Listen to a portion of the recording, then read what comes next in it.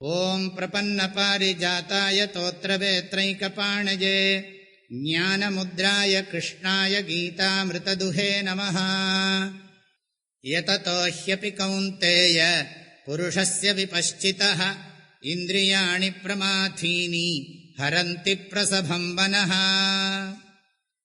பகவான் ஸ்ரீகிருஷ்ணர் ஸ்தித பிரஜன் ஆக வேண்டுமென்றால் குருமுகமாக பெறப்பட்ட ஞானமானது இந்திரிய நிகிரகத்தின் மூலம் நன்கு பாதுகாக்கணும்னு சொல்றார். அதை எச்சரிக்கை பண்றார். இங்கே 60வது ஸ்லோகத்தில் இது ரொம்ப அவசியம்ங்கிறத திரும்பவும் வற்புறுத்தி சொல்றார்.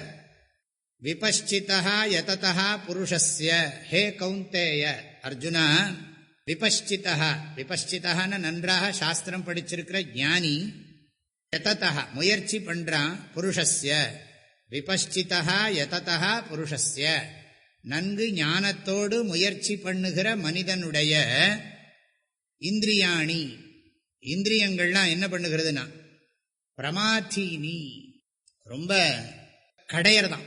எதை கடையிறதுன்னா மனஹா பிரமாதீனி, பிரமாதீனி இந்திரியாணி ஹரந்தின்னு படிக்கணும்.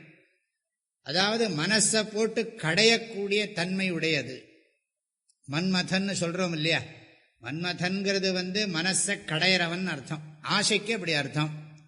ஆனா இங்க பிரமாதீனி இந்திரியாணினா பிரமதனசீலானி இந்திரியாணி, நன்றா திரும்ப திரும்ப மனசை போட்டு கடைஞ்சு எப்படியாவது வெளியில் இழுத்துன்னு போயிடும். நல்லா சாஸ்திரம் படிச்சிருக்கிறவன் ரொம்ப முயற்சி பண்றான். அப்பேற்பட்ட மனிதனுடைய இந்திரியங்களும் சாதாரணமானது இல்லைன்னு எச்சரிக்கை பண்றார் பகவான். இல்லை, ஜாக்கிரதையா இருக்கணும். ஞானினாமபி சேதாம்சி தேவி பகவதி ஹிசா பலாதாக்கிருஷ்ய மோகாய மகாமாயா பிரயச்சத்தின்னு தேவி மகாத்மியமும் சொல்றது. ஞானினாம் சேதாம்சி அப்பி, அறிவாளியுடைய புத்தியை கூட இழுத்து பலாதாக்கிருஷ்ய மகாமாயா மோகாய பிரயச்சதி, மோகாய அவனுக்கும் மோகம் வந்துடும், பிரயச்சத்தின்னு எச்சரிக்கை பண்ணியிருக்கு, தேவி மகாத்மியத்தில் சொல்லியிருக்கு. அதனால அம்பாள்கிட்ட நீ பக்தியோடு இருக்கணும், இல்லைன்னா நீ இந்த மாயையில சிக்கினுடுவேன்னு அங்கே சொல்லப்பட்டிருக்கு. அது மாதிரிதான் இங்கேயும் பிரமாதீனி இந்திரியாணி, பிரமதனம் ரொம்ப ரொம்ப கடைஞ்சு எடுத்து இழுக்கும். மனஹா பிரசபம் ஹரந்தி, இந்த மனச பிரசபம்னா என்ன அர்த்தம், வலுக்கட்டாயமா ஹரந்தி இழுத்துண்டு போயிடும். அதனாலதான் திருவள்ளுவர் சொன்னார், அடல் வேண்டும் ஐந்தன் புலத்தை விடல் வேண்டும், வேண்டிய எல்லாம் ஒருங்கு. ஏற்கனவே சொல்லியிருக்கேன், பார்ப்பான் அகத்துளே பார்ப்பசு ஐந்துள மெய்ப்பாரும் இன்றியே வெறித்து திரிவன மெய்ப்பாரும் உண்டாய் வெறியும் அடங்கினால் பார்ப்பான் பசு ஐந்தும் பாலாய் சொரியுமே. அதனால பார்ப்பான் அகத்துளேன்னா என்ன அர்த்தம், இந்த ஜீவாத்மா இந்த மனசுல பால் பசு ஐந்துளன்னா அறிவை கொடுக்கிற 5 இந்திரியங்கள் இருக்கின்றன. மெய்ப்பாரும் இன்றியே வெறித்து திரிவன, இதை மேய்க்கிறதுக்கு ஆள் இல்லை, அது வேற வெறி பிடிச்சு அலையிறது. மெய்ப்பாரும் உண்டாய், நம்ம அதை கட்டுப்படுத்தணும்னு நினைச்சு அதோட வெறியும் அடங்கினால் மெய்ப்பாரும் உண்டாய் வெறியும் அடங்கினால் பார்ப்பான் பசு ஐந்தும் பாலாய் சொரியுமே.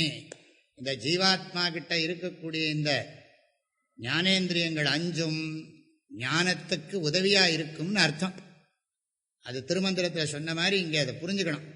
மனஹா பிரசபம் ஹரந்தி, வலுக்கட்டாயமா இழுத்துடும். ஆகையினால் என்னன்னா, தேர்ஃபோர் கேர்ஃபுல்லா இரு, ஜாகிரதையா இரு, அப்ரமத்தோ பவ அப்ரமத்தேன வேத்தவ்யம் என்று உபனிஷத் சொல்ற மாதிரி பகவான் எச்சரிக்கை பண்றார். இந்த 60வது ஸ்லோகத்தில் இந்திரிய நிகிரக விஷயத்தில் எப்பேற்பட்ட அறிவாளியும் ரொம்ப ஜாகிரதையாக இருக்கணும் என்பது கருத்து. புலனைந்தும் வென்றாந்தன் வீரமே வீரம் என்று பெரியோர்கள் சொல்லி இருக்கிறார்கள். அப்படின்னா என்ன பண்ணணும்னா அடுத்த ஸ்லோகத்தில் அதுக்கு உபாயம் சொல்றார் பகவான். நாளைக்கு தொடர்ந்து அதை சிந்திப்போம்.